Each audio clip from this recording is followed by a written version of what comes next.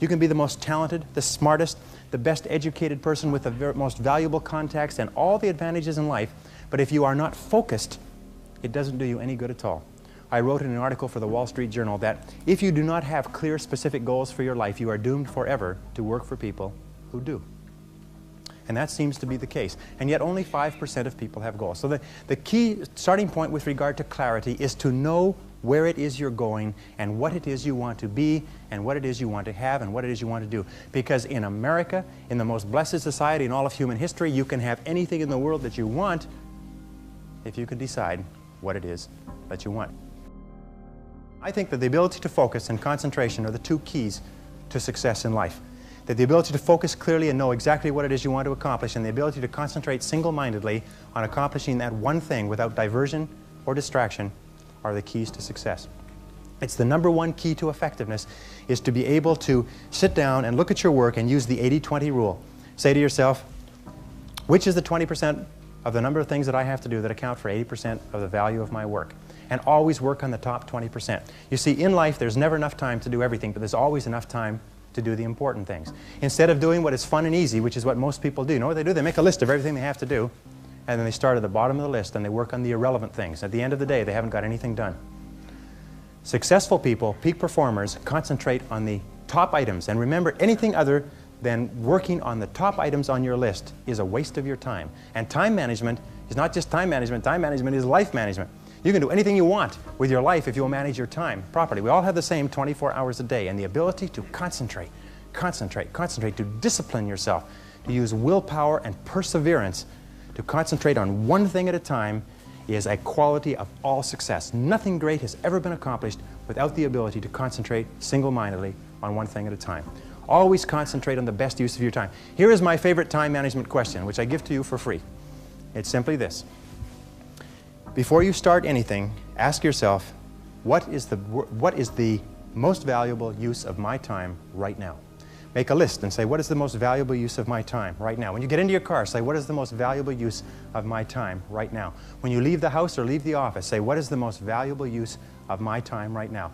Ask yourself that question over and over and over again. Repeat it and repeat it and repeat it until it's driven into the subconscious mind as a command. And whenever you have a temptation to do something that is small and irrelevant, that command will go, blam, what is the most valuable use of your time right now? And you, ooh, and it'll push you into doing what is the most valuable use of your time. And whenever you're working on the most valuable use of your time, you feel great. You get concentrated effort is a source of energy and enthusiasm. It makes you feel wonderful when you're working on something important, and it makes you feel nothing when you're working on something irrelevant. Develop a sense of urgency. A sense of urgency is a quality that is possessed by only 2% of the population. 2% of the population do things fast. 2% of the population have a bias for action. In Tom Peters' wonderful book, In Search of Excellence, he says that all the excellent companies have a bias for action. And all of the companies that do not classify or do not come into the excellence category do things when they get around to it. You call them up and you have a problem or a complaint. You hear from them 3 or 4 weeks later. But the excellent companies, you call up with a problem or a complaint, and bang, there's somebody back to you in 2 minutes. Focus single-mindedly on one thing at a time, and to work on that one task until it's complete. And to discipline yourself not to do anything else or to become distracted by emails and bells and bips and noises and things like that. It's just your ability to focus like a laser beam on a single task. Determine exactly what it is that you want to be, have, or do in life. And the more I study successful men and women, the more I find that every single one of them, the top 5%, are very clear about where it is they're going and what it is they want to accomplish. And when I look at unsuccessful men and women, or men and women who seem to be unhappy and floundering, I find that almost invariably they have a very, very limited sense of direction, sometimes no sense of direction at all. You see, we as human beings are goal-seeking organisms. We only function at our very best when we're working toward accomplishing something that is important to us. And in my estimation, 80 to 90% of all the unhappiness, hostility, violence, psychosomatic illness, alcoholism, drug addiction, and so on in our society is caused by people having no sense of direction. They don't know where they're going. As they say, if you don't know where you're going, any road will take you there. Whatever skill you identified, you can learn. There's nothing that can stop you from excelling in that skill. It's simply a matter of time. Some people will get better at it faster, others slower, but they've discovered in 25 years of research at the University of Florida They've looked at people who started at the bottom and got to the top and became the heads of Fortune 500, heads of Fortune 1000 corporations. And they went all the way back to their early performance appraisals and comments by their supervisors. And they found that they had all settled on the same strategy. And the same strategy was to identify the one skill that would help them the most at this stage of their career, and then concentrate single-mindedly on learning that skill. And they were serious about this. They didn't just, read a book or an article. They made a plan, like a lesson plan, and they asked, what are the best books to read in this area? What are the best programs, audio programs to listen to? What are the best courses to attend? And they developed a course of study, and they worked for weeks and months and even a year or more to develop that skill. And once they had developed that skill, and people started to tell them, hey, you're pretty good in that area, that was their sign that they had mastered the skill. And then they would ask their boss or ask their coworkers to look at the top people around them or the most successful business people around them, and they would identify the next skill. And what we find is that all of life is like climbing a ladder, and each step on the ladder is mastering a new skill. And what the top people do, and this is one of the greatest breakthroughs in business success I've ever seen in an entire life of studying the subject, is what they do is they get better one skill at a time.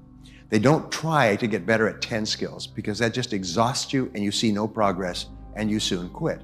So what they would do is focus like a laser beam on a single skill until they had mastered it. But here's the most amazing thing.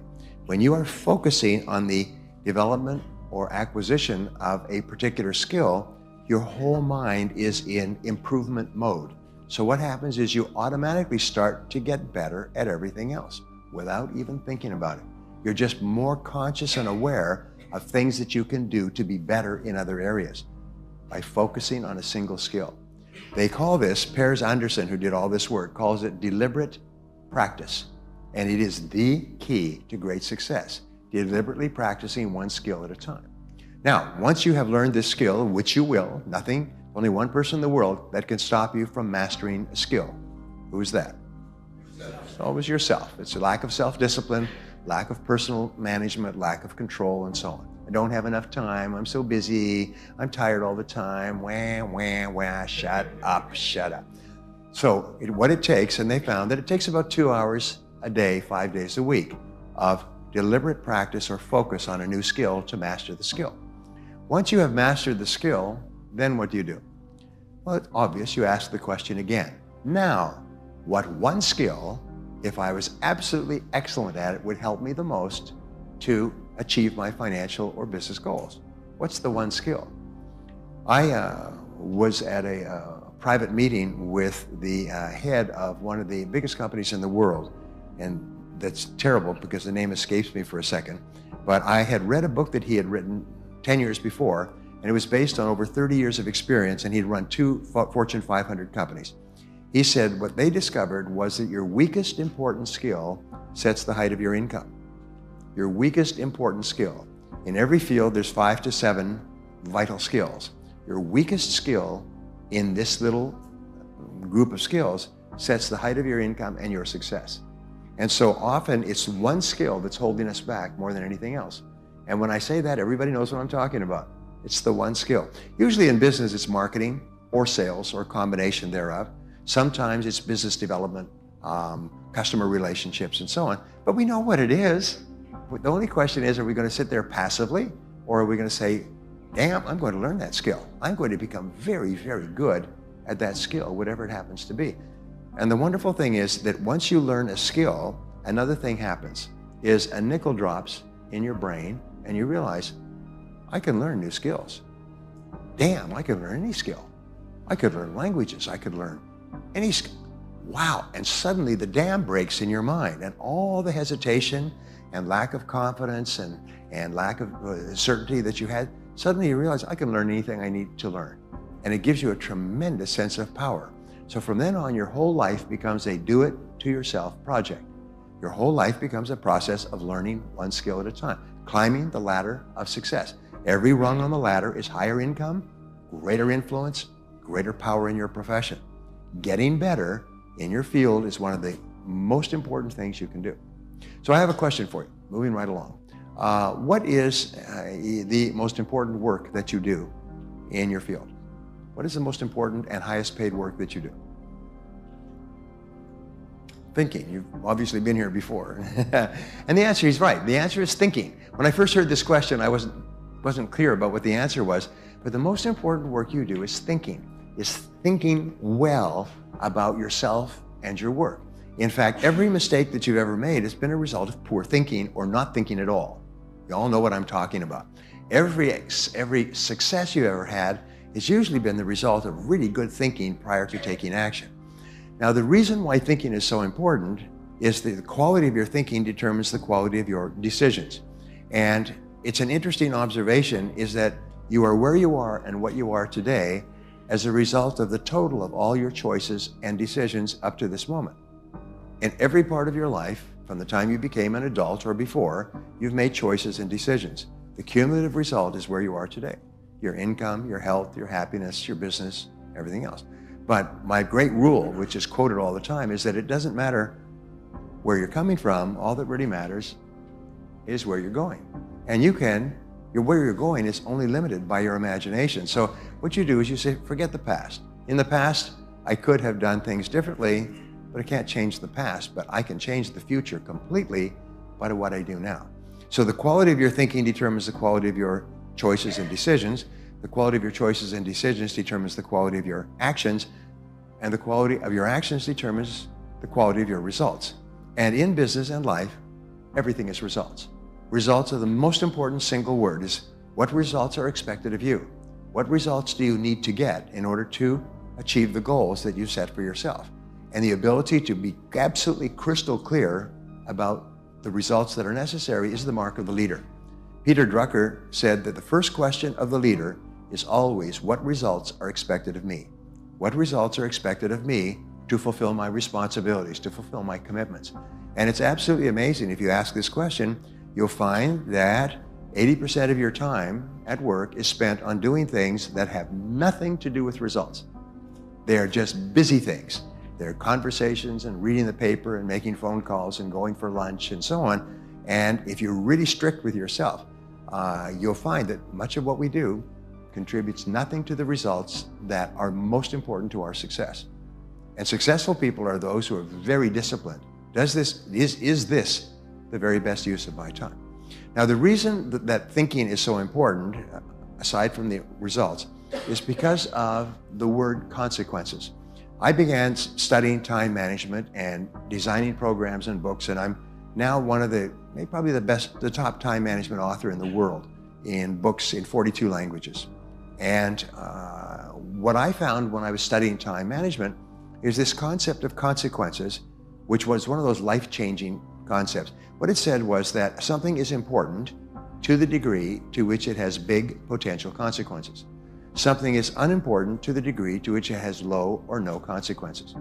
And what is the difference between top people and average people? Top people do more and more things that have big potential consequences. Not guaranteed consequences, but potential consequences. Average people spend most of their time doing things that have low or no consequences at all. In other words, if they did them all day long, it wouldn't make any difference. But top people realize there's 2 or 3 things they can do: learning a critical skill, making a critical decision, taking an important action. There's certain things they can do that have enormous potential consequences. You can learn anything you need to learn to achieve any goal you can set for yourself. And I teach that, and I've taught that for more than 30 years. You can learn anything you need to learn to achieve any goal you can set. If you want to become healthy or wealthy or raise happy children or build a successful business, you can learn how, which means there are no limits. And that was the big turning point in my life.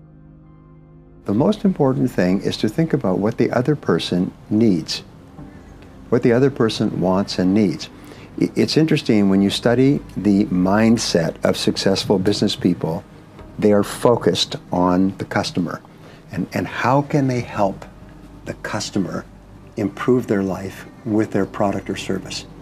They believe in the goodness of their product or service, whether they're selling vitamins or cell phones or home furnishings. They believe that these are good products and that if you have them, your life will be better. and they used the products themselves, and they would sell them to their mother or their father. And so they're always thinking, how can I help you to improve your life in some way? Now, because everyone is skeptical, and because the average person in France or the US receives 3,000 to 5,000 commercial messages, advertisements of some kind each day, everywhere. People are skeptical, so you have to break through that skepticism. And the way you do that is you think, what is it that my potential customer really needs and wants to improve their life? What are the problems that they have that my product can solve? What are the needs that they have that my product can satisfy? What are the goals that they have that my product can help them to achieve? And then you say to them, if you have this problem or need, my product or service is something you should look at, and let me explain to you why it can help you. Most people, the bottom 80%, are lazy, and it's something that it's not polite to talk about. But most people are lazy, and they're looking for an easy way. They're looking for a shortcut to be successful, and there aren't any. But if you do something repeatedly, over and over, you develop a habit. So most people are in the habit of looking for easy ways to get the things they want. And they're surrounded by people who think the same way. You know, as much as 95% of your thinking is determined by the people that you associate with on a regular basis. If you associate with people who don't work hard, don't learn, socialize after work, then you become like them. You think like them, you talk like them, you dress like them, you marry them, and so you're married to someone who also has no ambition. And you raise children, and your children have no ambition. Just go to work and complain about your work. But top people associate with other top people. There is what you've heard about the law of attraction. And the law of attraction says that if you change the way you think, you start to attract new people into your life. If you become aggressive about personal development and personal growth, you start to meet other people who think the same way. And the old groups of people that you associated with fall away, and the new group of people appears. So people say, well, where do I find positive people who are thinking about success all the time? First you become one, and then you will naturally attract it. If you like and respect yourself, you will set big goals for yourself. And if you like and respect yourself, you will persist longer, and you'll eventually succeed. And so how you feel, your emotions about yourself, is the starting point and the most important part of success. And so the goal of children, the goal of parents, is to raise children with high levels of self-confidence and self-esteem. Your goal as an adult is to build your own self-esteem, your own mental fitness. Like physical fitness requires physical exercise, mental fitness, feeling very positive about yourself and your life, requires mental exercise. Now, what I discovered, which was one of the most important things of all, is that self-esteem, the other side of self-esteem, is called self-efficacy, which is a word that means that you are good at what you do. So therefore, when you work to become better in your field, whatever you're doing, whether it's in school or in your job, you feel more confident and more positive about yourself. So the more you like yourself, the better you become. And the better you become, the more you like yourself. So you can actually get onto an upward spiral. Which brings us to your subject of success for young people. The key to success is very simple. I've written 2 books on this. Is you must become very good at doing something that is important and valuable to an employer. You must become very good at it. There are no successful people who are average. And it takes a long time to become very good at something. Even if it's to be a gardener, or an interviewer, or a speaker. It takes a long time to become good at it, but you must be determined from the beginning to work extra hours to become very good at the work that you do. If you do that, every door of opportunity will open for you. Your self-confidence will go up. People will admire you and respect you. Your employers will open doors for you. It's the most amazing thing. And yet only 10% of the population knows this. 80% of the population works for a while, according to research. They work to become okay at their work, and then they level off. And years go by and they never improve. They do their job just enough not to lose their job. Unless, of course, there's a downturn in the economy. And they are the first ones that are let go from their company. So the top 10%, however, are constantly improving. Lifelong improvement, learning new things and becoming better. If you do that, you own the future. And if you don't do that, you are always a victim of rapid change.